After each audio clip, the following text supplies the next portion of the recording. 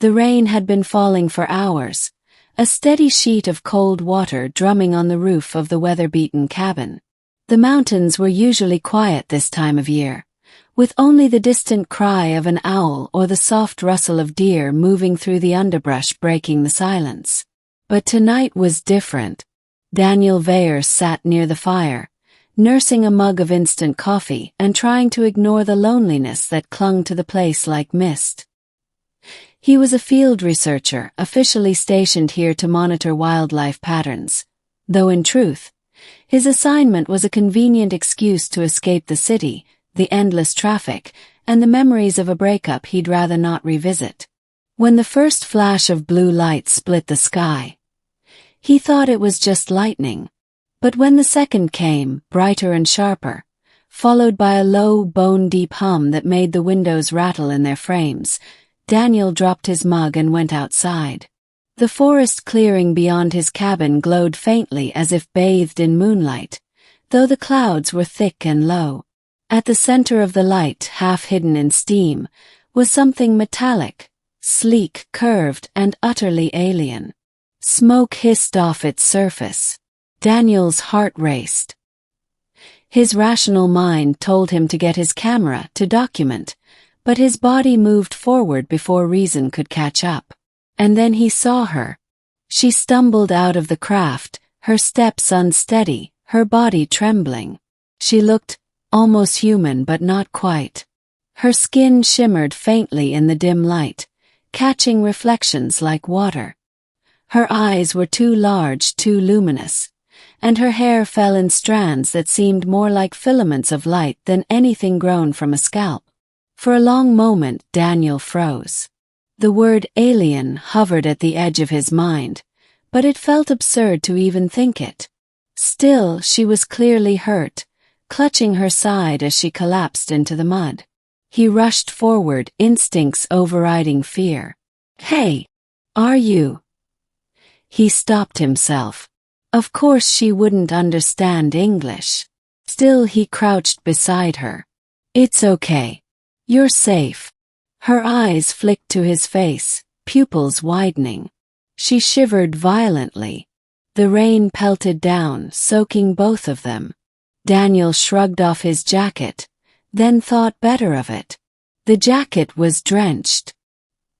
He hurried back into the cabin, grabbed the thick wool blanket draped over his cot, and returned. When he placed it around her shoulders, she flinched, gripping the fabric tightly as if unsure whether it was friend or foe. But then something shifted. Her trembling slowed. She pressed the blanket closer and whispered something in a soft, melodic voice. He couldn't understand the words, but the tone carried gratitude. Daniel's throat went dry. For reasons he couldn't explain, that tiny act, the way her fingers curled into the blanket as though it were the first warmth she'd ever known, left him speechless. The first night. Getting her inside was awkward. She was taller than he expected, and though her body seemed delicate, she was surprisingly heavy.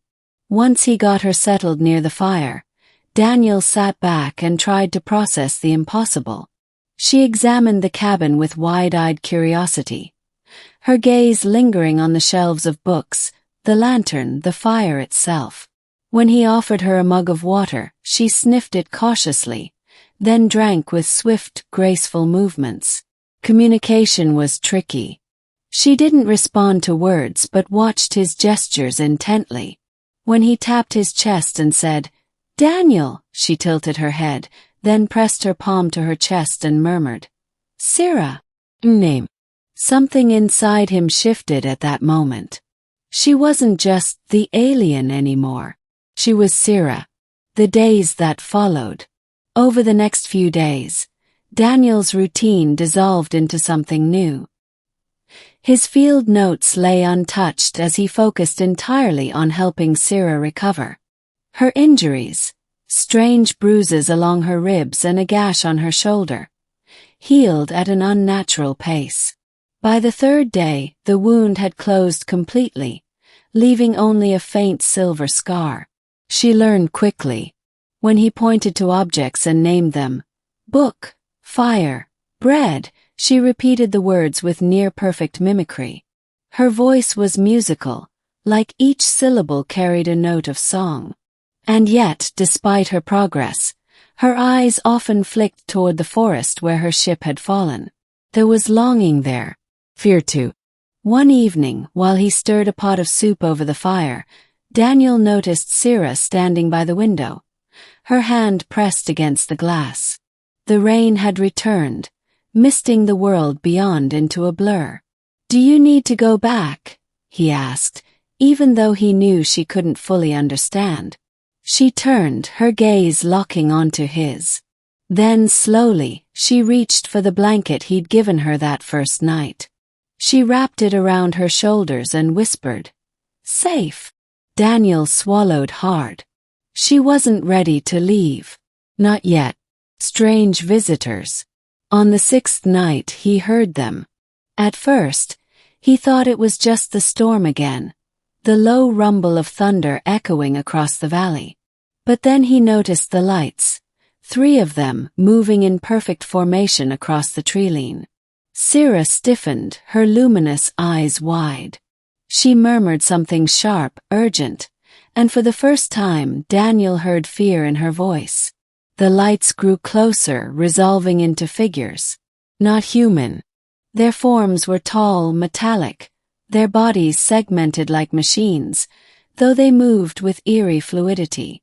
Their heads swiveled unnaturally, scanning the forest. Hunters. Searching.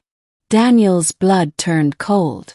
Syrah grabbed his wrist and shook her head violently, mouthing a single word. "Hide!" They extinguished the fire and huddled in the corner, the blanket draped over both of them. Daniel's heart pounded so loudly he was sure the machines would hear it. The hunters paused outside the cabin, their glowing eyes sweeping over the structure. One stepped closer, pressing a long, clawed hand against the wall.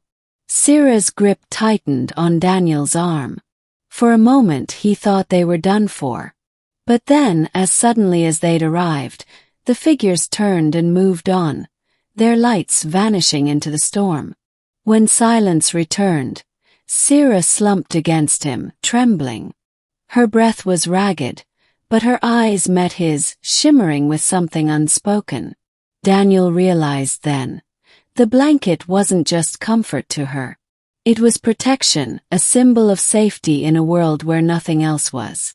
Secrets revealed. The following morning, Syrah spoke more words than ever before. Her English was broken, halting, but it was enough. Hunters follow. Hip broken. Must fix or die. Daniel frowned. "Those things out there, are they after you?" She nodded, clutching the blanket as if drawing courage from it.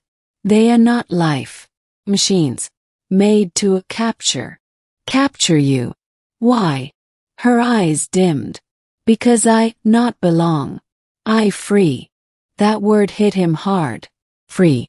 Whatever her people were, wherever she came from, she had been running. And now she was trapped here. Daniel made a decision then. "I'll help you fix your ship." Her gaze softened, and for the first time she smiled, an expression so radiant it made his chest ache. Building trust. For the next week they worked side by side. Syrah guided him with gestures and broken words, showing him pieces of alien machinery that glowed with inner light.